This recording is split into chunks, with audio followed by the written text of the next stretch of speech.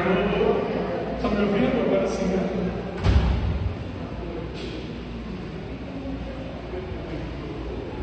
Bom dia, irmãos. Eu fui cobrado aí pelo tempo, então já vamos começando para a gente tentar começar e matar o assunto de hoje. Que infelizmente na semana que vem vocês vão ter que me aturar de novo, porque ainda tem mais uma coisa que a gente não vai conseguir tratar hoje. Então vamos dar continuidade aí. Vou fazer aqui uma breve oração e a gente inicia o nosso estudo. Senhor Deus, Senhor poderoso, obrigado, meu Pai, por mais um dia que o Senhor nos concede, meu Deus, principalmente por ser um dia santo, Senhor, separado para a adoração do teu nome, meu Pai, onde poderemos nos esquecer, Senhor, dos afazeres do dia a dia, das nossas preocupações, Senhor, de voltarmos a Ti, Senhor, tentarmos, Senhor, ao menos contar as nossas bênçãos, Senhor, ver tudo bem, Senhor, do Senhor tem Espírito, encher o nosso coração de alegria, Senhor, de esperança, na Tua boa mão, Senhor, na Tua boa provisão. Obrigado, Senhor, por este dia, obrigado pela palavra que já ouvimos, Senhor, no culto pela manhã, que o Senhor esteja nos encorajando, Senhor, nos fortalecendo a colocar, Senhor, em prática, Senhor, nos ajuda também a nos colocarmos diante, Senhor, entendendo essa função, Senhor, da nossa confissão, Senhor, desse documento tão bem feito, Senhor, também fruto da Sua providência, Senhor, na história que rege a nossa igreja, Senhor, nós possamos ter um entendimento, Senhor, dessa porção, Senhor, relevante, meu Pai, da confissão e da Tua palavra como um todo, que o Senhor possa nos abençoar, Senhor, que apesar de tudo, meu Pai, essa igreja venha ser abençoada pela Tua palavra. É o que eu te peço e te agradeço, em nome do Filho e do Amor de Jesus.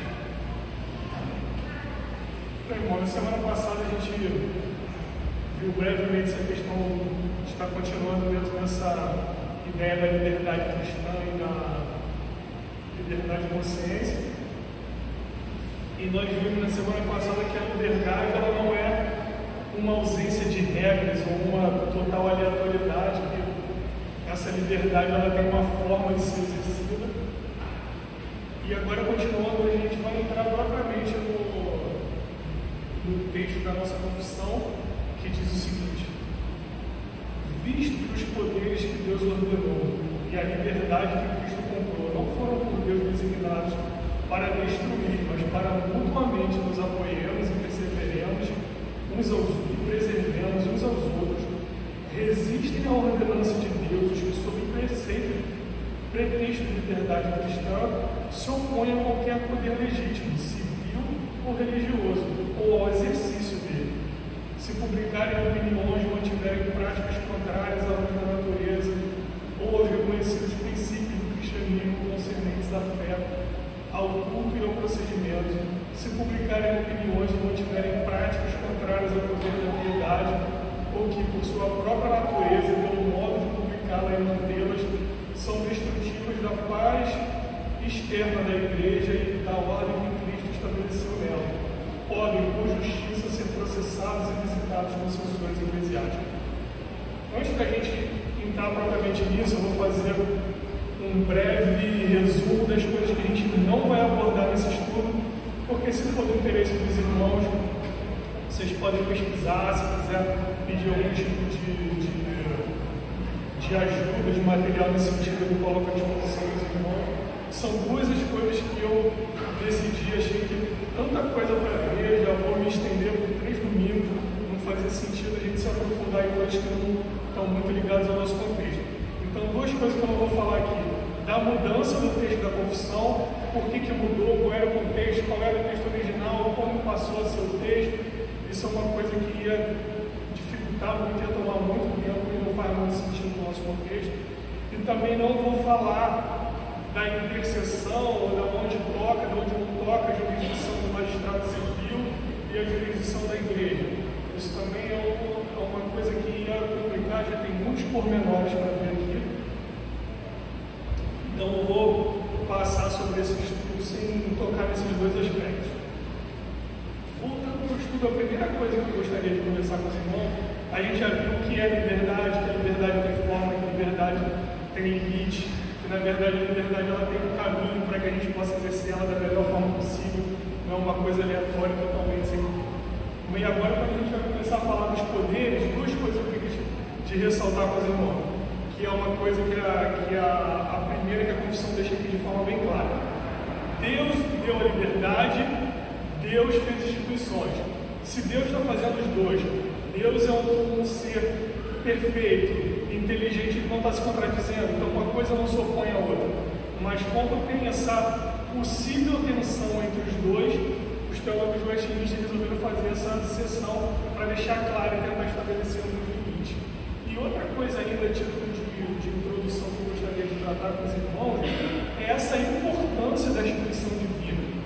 Não basicamente por que Deus isso, mas por que isso é tão importante, por que isso foi lembrado aqui, qual é o papel dessas instituições, e aí eu vou até, de certa forma, falar aqui, vou tratar o exemplo bíblico que eu vou tratar, ele fala do governo civil, que é o objeto aqui do nosso estudo hoje, mas eu vou tratar de forma breve, porque isso vai se expandir para a igreja e para a família também, que são as três instituições que Deus criou. Então eu queria pedir que os irmãos abrissem aí comigo no livro de Deuteronômio, no capítulo 21, por favor.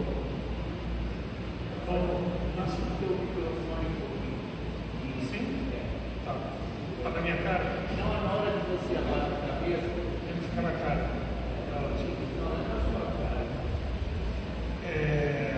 Vamos lá, eu vou ler aqui do versículo 1 ao versículo 9, para que a gente possa, antes de entrar nesses limites, a gente tenha uma noção clara. Talvez se fosse para os irmãos saírem daqui com uma única coisa que eu vou falar nessa manhã de hoje, seja isso aqui. Isso aqui é uma coisa muito, muito importante.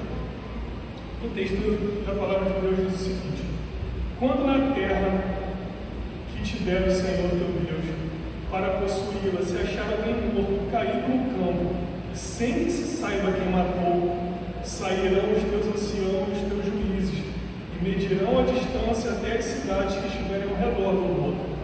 Os anciãos da cidade mais próxima do morto tomarão uma novilha da manada, que não tenha trabalhado nem puxado com jugo, e a trarão a um vale de águas correntes, e desnucarão a novilha. Chegar-se-ão os sacerdotes, filhos de Levi, porque o Senhor teu Deus escolheu para o servirem, para abençoarem em nome do Senhor, e por sua palavra decidirem toda demanda e todo caso de violência. Todos os anciãos dessa cidade mais próxima do morto lavarão as mãos sobre a novilha desnucada no vale, e dirão: as nossas mãos não derramaram este sangue, e os nossos olhos não viram derramar-se. Se propício ao teu povo de Israel, que tu, ó Senhor, resgataste, não ponhas a culpa do sangue inocente no meio do teu povo de Israel, e a culpa daquele sangue lhe será perdoada. Assim eliminarás a culpa do sangue inocente no meio de ti, pois farás o que é reto aos olhos do Senhor. Se os irmãos perceberem, olha o contexto em que essa passagem é colocada.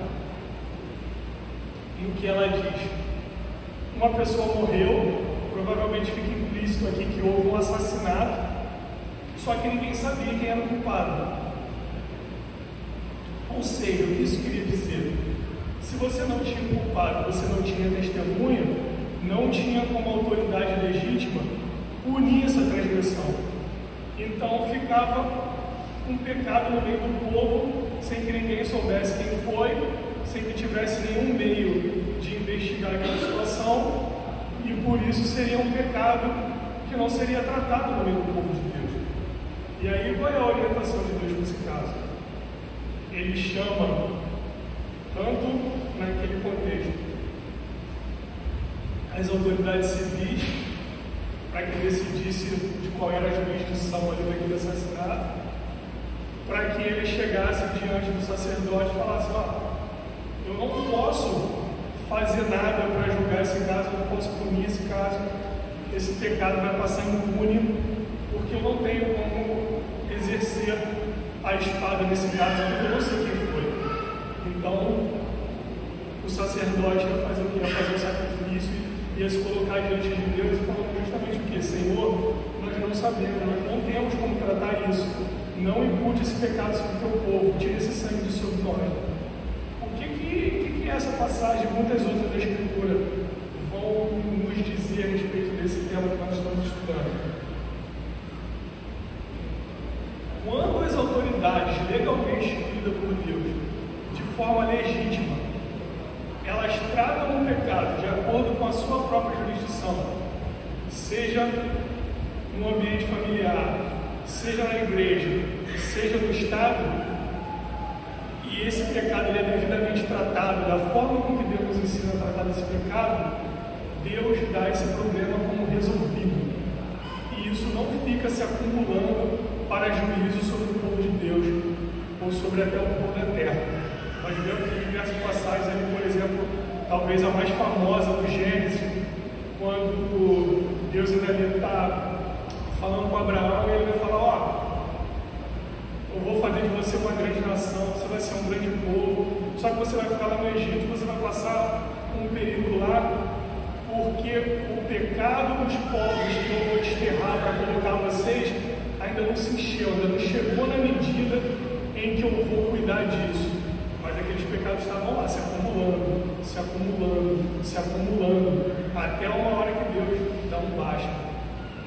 Então, as autoridades que Deus coloca sobre as instituições que Ele nos deu, elas têm esse papel importantíssimo de lidar com o pecado, da forma que ele deve ser lidado, para que isso seja declarado como resolvido diante de Deus, e a gente não fique acumulando pecado sobre pecado, até o momento que Deus vai vir tomar vingança sobre nós. Então, eu falo isso por mim, que muitas vezes eu falo nesse sentido. Você, pai, dentro de casa, você pode ter, você está cansado, você não quer naquele momento, às vezes a gente evita a disciplina, esse é um dos meus pecados, eu como pai, muitas vezes eu faço isso, mas isso é uma coisa séria. Quando nós cuidamos desse pecado, isso não se acumula sobre a nossa família, sobre a nossa cabeça. O pecado está lidado de forma justa, e Deus deve ser tratado como encerrado. Quando na igreja tem um pecado no nosso meio, o conselho chama, conversa, disciplina, muitas vezes nós nos entristecemos, vemos um irmão passando por uma situação. Já passamos algumas vezes por ver irmãos excluídos da igreja. Alguns voltaram, hoje não estão mais conosco, mas estão em comunhão com Cristo de novo. Outros não, mas temos esperança que isso ainda pode acontecer. O tempo demora, mas quando o pecado é lidado pelas autoridades, dentro da estrutura que Ele nos dá, segundo os passos que Ele nos ensina, dentro da sua esfera de jurisdição, esse pecado é dado como resolvido. E Deus não vai acumulando isso para o nosso juízo. Então isso é muito importante. Quando a gente está falando aqui de todos esses aspectos das autoridades, por que isso é tão importante? Porque é uma das formas que Deus nos deu para lidarmos com o pecado de forma justa, de forma santa, e resolver o problema para que isso não fique se acumulando na vida de uma sociedade, na vida de uma igreja, na vida de uma família ou na vida de uma pessoa. Então como isso vai dar na vida individual de cada um de nós? Arrependimento, mudança de conduta e confissão.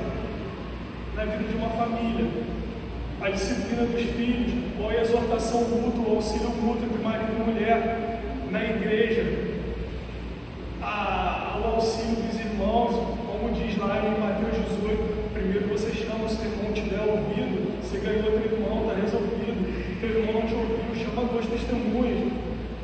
Não ouviu, foi lá, conversou, se estabeleceu, isso de fato está acontecendo. Tem testemunhas para que reconheçam isso. Ele também não te ouviu, leva a igreja vai lidar com isso. De repente essa pessoa ainda vai ter que carregar esse pecado mais algum tempo, mas a congregação não. E no Estado, o magistrado civil punindo os crimes como também de acordo com o estabelecido na lei daquele lugar, e quanto mais isso refletir a justiça de Deus, melhor. Isso, assim, quando eu estava pensando sobre isso, me veio um dado alarmante. E eu fui pesquisar se era uma coisa relevante, mas você vê aqui específico sobre essa questão do assassinato. Eu não lembro agora de cabeça o número, mas o índice de resolução de assassinatos no Brasil não chega a 5%. ou seja, no mínimo 95% de todos os assassinatos que acontecem no nosso país ficam sem resolução, não se sabe, entre aspas, quem foi, isso não é punido. Não é à toa que nós vivemos do jeito que nós vivemos hoje.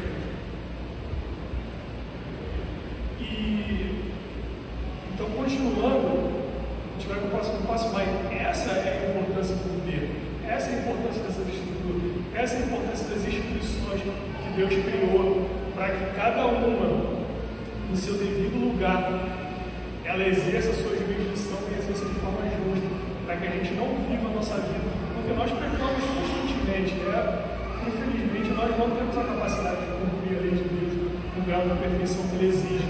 Então é natural que os pecados existam, mas eles precisam ser lidados, a gente não pode acumular isso para isso. E o próximo ponto que eu queria tratar com os irmãos, agora já entrando propriamente mais específico no assunto do governo civil, a primeira observação que eu gostaria de fazer é a seguinte: quando nós falamos em governo civil, ainda que a gente esteja falando sobre liberdade de consciência, é importante que a gente entenda que o quê? O magistrado civil, ele não tem jurisdição sobre as questões da nossa mente, as opiniões que a gente tem, que a gente não externa. Então, apesar de a gente estar tratando de liberdade de consciência, nós estamos falando de atitudes que externam essas opiniões que a gente tem de forma livre da nossa cabeça. Porque o magistrado não tem essa jurisdição de entrar na sua cabeça e punir uma mera opinião. O que é punido, o que é tratado, o que é proibido, não são atitudes em cima dessa opinião. E isso é importante. Eu não vou falar disso aqui, publicar opiniões. Eu acredito que a gente, se Deus permitir, a gente vai tratar no domingo que vem na igreja. Isso é um pouco diferente. Existe também essa questão de você trata atitudes, mas a nossa religião também é uma religião de opinião. Então há uma certa jurisdição da igreja também sobre questões de mera opinião. Isso a gente vai ver com mais calma. Então a gente está vendo aqui uma questão de atitudes externas.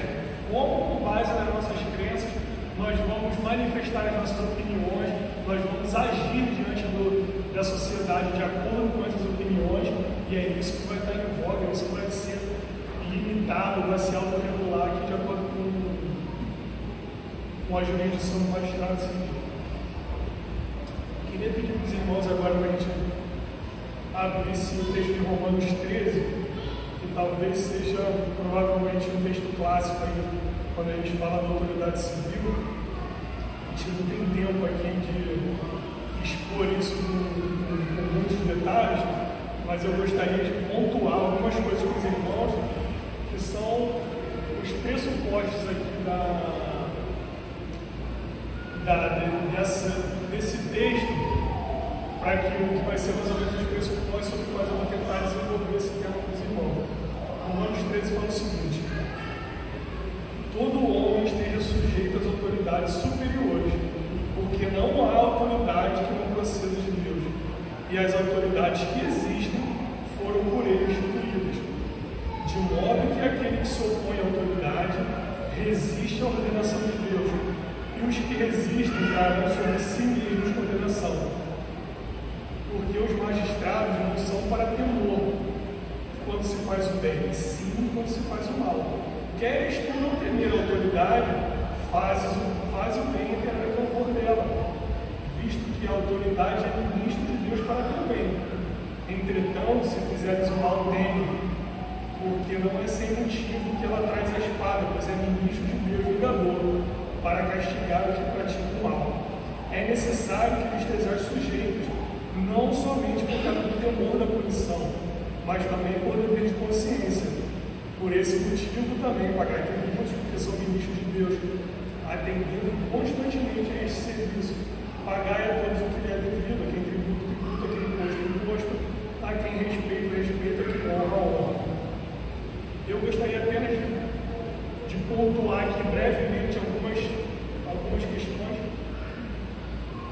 Não tem um texto longo, teria espaço aqui para fazer uma exposição, mas eu queria que são os pressupostos básicos que estão por trás disso, por trás do que a gente está vendo. Primeiro, o texto começa dizendo que todo homem, algumas traduções, até Calvino diz que prefere essa tradução, que seja toda alma, que é uma coisa que ele fala que dentro desse contexto, essa toda alma significava o homem, o indivíduo, mas era uma coisa mais abrangente, para que ninguém, por algum motivo, inclusive essa da liberdade de consciência, não, a minha alma é livre, eu estou livre em Cristo, que você pudesse usar isso como forma de se miscuir dessa obrigação. Então, Calvino ele até cita essa tradução que quer dizer a mesma coisa, mas que toda a alma esteja sujeita às autoridades. Então, isso é uma obrigação ampla que abrange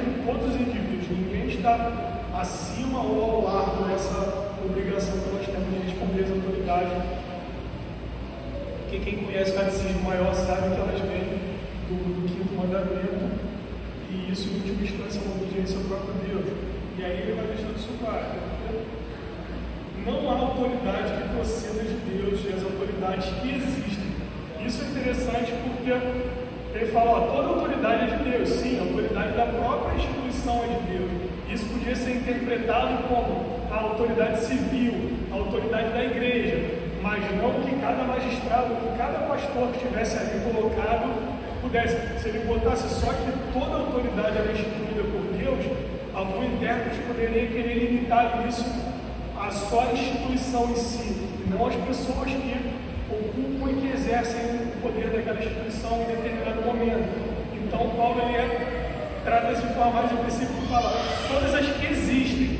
Isso estava sendo escrito para os romanos debaixo de um governo extremamente ímpio. Então, ele está falando como se ele estivesse falando, está vendo?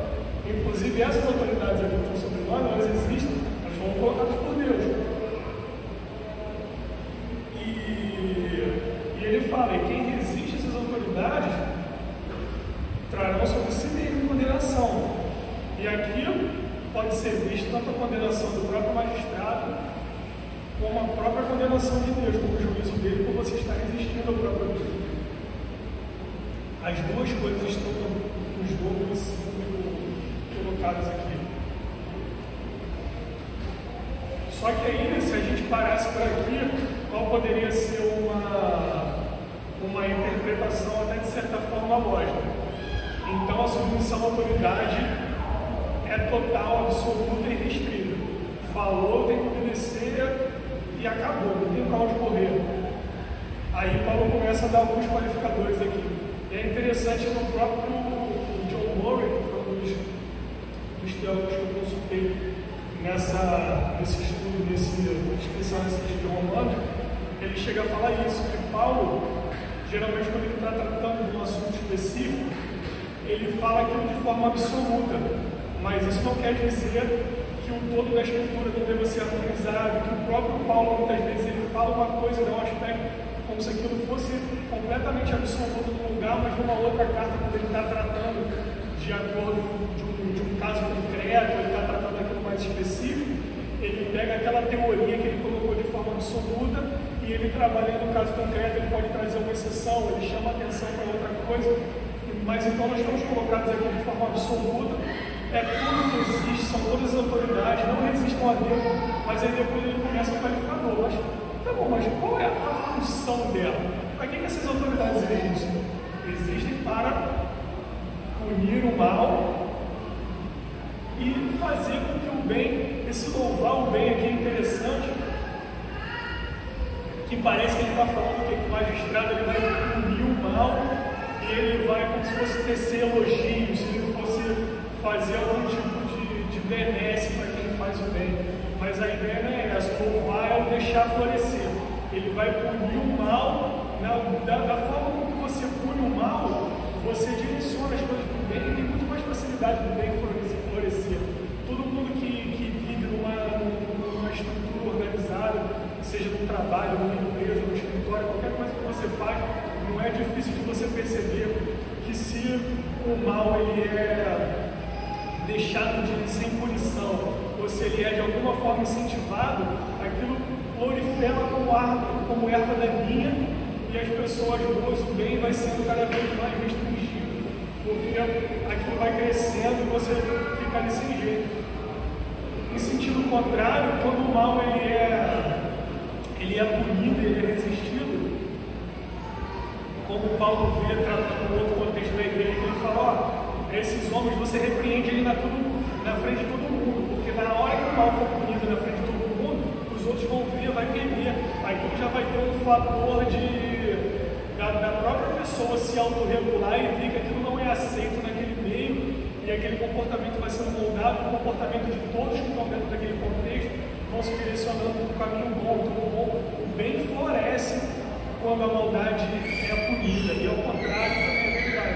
Quando a maldade não é punida, o próprio Salomão fala isso no livro Eclesiastes, que o coração do homem está totalmente disposto a fazer o mal, porque a punição não vem ali de pronto quando ele comete o pecado. Então, quanto mais rápido o pecado é julgado e punido, melhor para quem está sendo punido, melhor para quem está sendo em volta, melhor para a coletividade que surge disso, porque as pessoas, por própria autopreservação, elas vão se autorregular e o bem vai florescer nesse meio. E depois ele fala o que aqui? Faz o bem ter a língua dela, que é ministro de Deus, entretanto, se fizeres o mal, teme. Aí ele fala, então, a princípio ele podia estar dizendo aqui, teme, porque se você não obedecer, você vai ser punido. E depois ele fala, mas não apenas por causa do medo da punição, mas que vocês tenham uma consciência. E isso aqui é muito interessante para a gente entender esse texto, a gente não tem a nossa consciência cativa ao governo civil. Essa consciência aqui é para com Deus. Como a nossa confissão deixa ali, a gente já estudou isso recentemente nos capítulos anteriores, Deus e só Deus é o Senhor da consciência. E Ele nos libertou, Ele deixou essa consciência livre de todo mandamento, de toda circunstância humana. A nossa consciência era cativa a Deus. Então o que Ele quer dizer aqui que não somente por medo da punição, mas também por dever de consciência. É a nossa consciência para com Deus, que a gente está obedecendo a Deus do jeito que nos foi ordenado. E o John Murray chama a atenção para uma questão aqui, que às vezes alguns comentaristas eles levam essa questão da obediência à autoridade como simplesmente uma questão de ordem, ou essa questão da punição do pecado pela forma justa, mas ele fala que isso faz parte da própria santificação e da vida de santidade do crente. Faz parte das exigências de Deus, da própria lei dele, que nós vivamos de forma ordeira, que nós respeitemos a nossa autoridade. Como eu comentei ali no início, como o nosso catecismo maior deixa bem claro, as autoridades elas advêm do próprio Deus, como a gente vê lá. Isso é uma expansão, como posso dizer, uma especificação do quinto mandamento. Então, o que Paulo está querendo dizer aqui é que para você tenha boa consciência diante de Deus, você precisa estar sujeito a respeitar as autoridades que Ele te deu. Esse dever de consciência não é com as autoridades. E por isso ele fala, você vai pagar tributo, você vai fazer, você vai dar honra a quem merece, porque essas pessoas são levantadas por Deus, elas são instrumentos de Deus, ministros de Deus para o nosso bem. Então nós devemos a quem merece prestar honra. Nós devemos agir de forma condizente, não só do nosso testemunho perante as pessoas diante da sociedade, mas com obediência ao próprio Deus, para que a nossa consciência esteja cativa a Deus.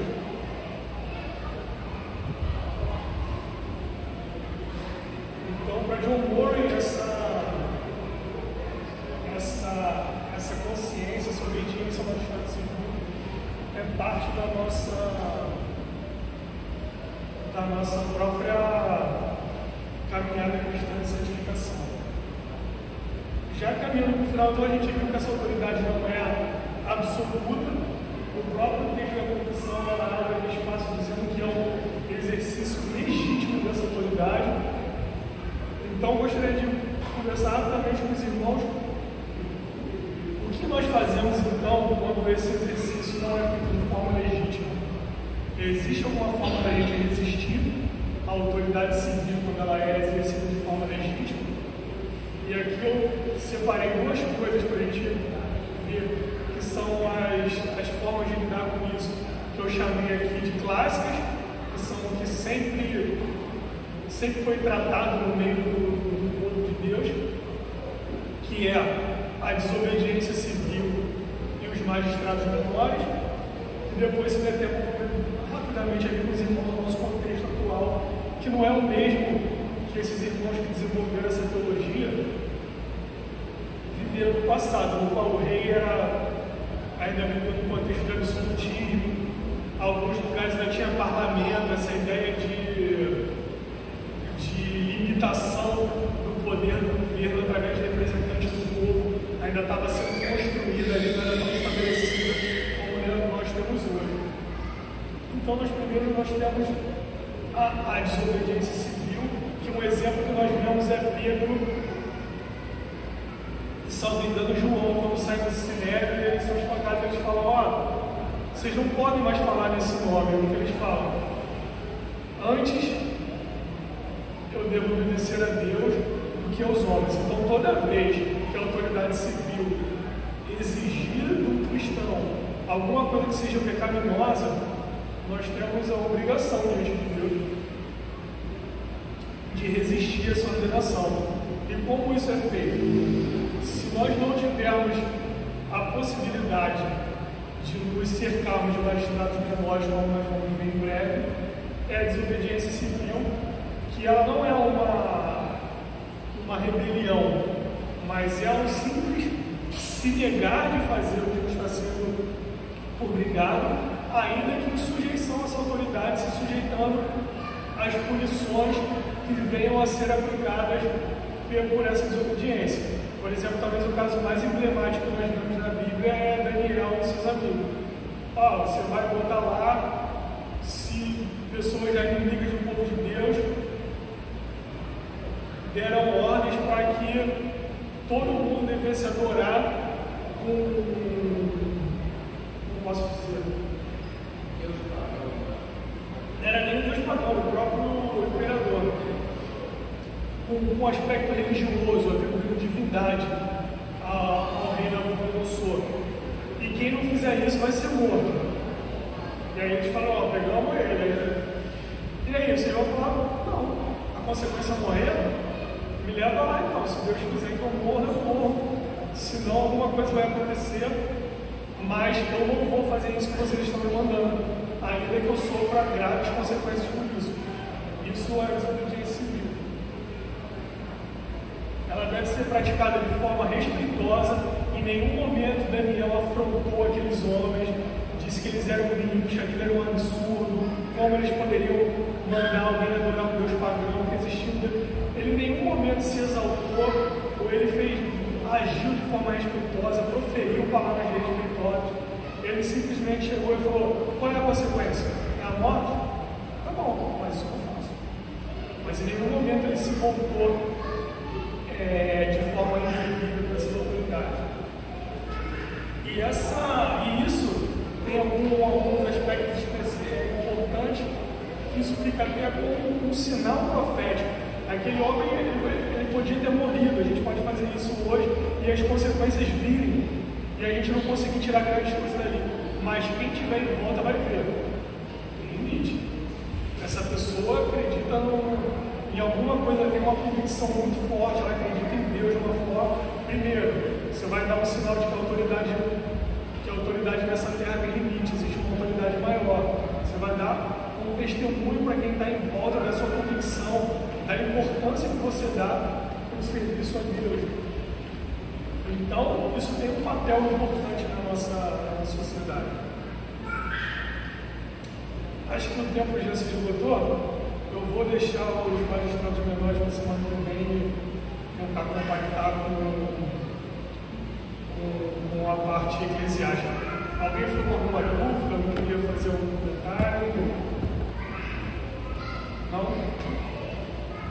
Fernando, senhora?